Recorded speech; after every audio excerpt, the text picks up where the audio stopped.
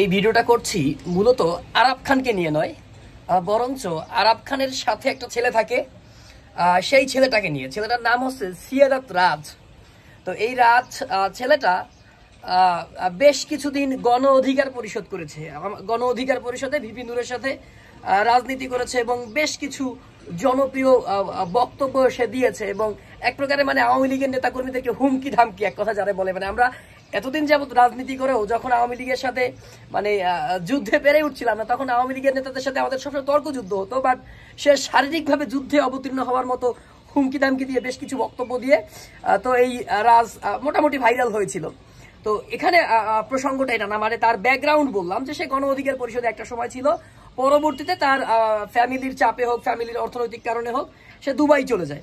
তো number 1 point হচ্ছে, Dubai যাওয়ার পরে আমি আজ থেকে এক দেড় মাস আগে হয়তো আমি একটা পোস্ট দিয়েছিলাম, যখন আরাব খান এবং আমাদের গণ অধিকার পরিষদের তারেক ভাইয়ের সাথে মারাত্মক দ্বন্দ্ব ছিল, যে আমি একটা পোস্ট করেছিলাম এইভাবে যে এখন যুদ্ধ চলছে, এখন গণ অধিকার এখন ফেসবুকে যুদ্ধ চলছে আরাব বনাম তারেক, এই যুদ্ধে কে জয়ী হবে।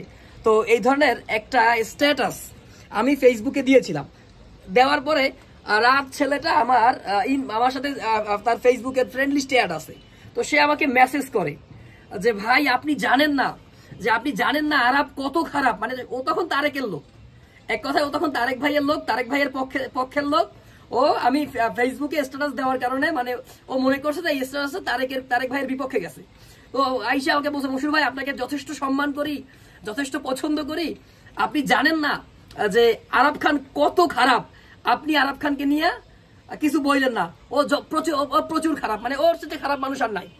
তো ঘটনাক্রমে তার 3 দিন না 4 দিন পরে দেখলাম আরাব খান ওর ম্যাচ থেকে গিয়ে ওরা ধরে নিয়ে আসলো, না যেন ওর বাসায় গেল না ওর মেসে গেল।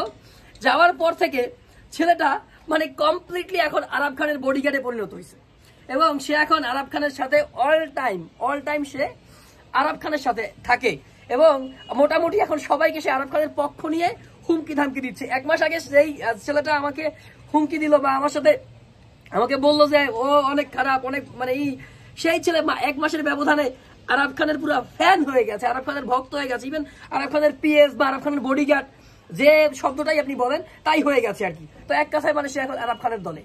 তো আমার কথাটা হচ্ছে, আরাব খান কি এমন করলো, কি এমন জাদু করলো যে আর 1 মাসের ব্যবধানে সে পুরা আরাব খানের ফ্যান হয়ে গেল, সে এখন আরাব খানের সাথেই থাকে। তো পয়েন্ট অফ ভিউ হচ্ছে, আরাব খান যে এই যে টাকার কথা বললো, প্রচুর টাকা নাকি হচ্ছে সে মানুষকে দিয়েছে, বাট আরাব খানকে আমার ফ্র্যাঙ্কলি ট্রুলি স্পিকিং আরাব খানকে আমার মনে হয়েছে একটা খারাপ মানুষ। হ্যাঁ, ওর অ্যাটিটিউড, ওর দৃষ্টিভঙ্গি, ওর কথাবার্তার ধরন, ওর চাল চলন, একটা ভণ্ড, একটা প্রতারক টাইপের মানুষ আমার মনে হয়েছে। I don't know actually he is bad or good, হ্যাঁ, বাট আমার কাছে যেটা ট্রুলি মনে হয়েছে আমি সেটাই বললাম।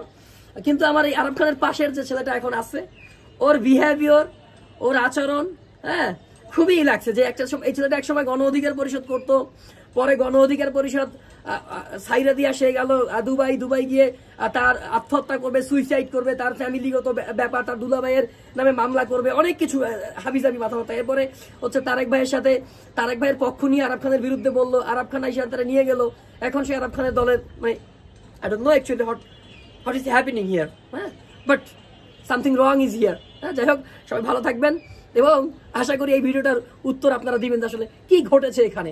আর আরাব খানের টাকা কে পাইছেন, এই যে আরাব খানের টাকার কথা বলতেছে, হাজার লক্ষ টাকা মানুষকে দিচ্ছে, এই টাকা কে পাইছেন অবশ্যই জানাবেন।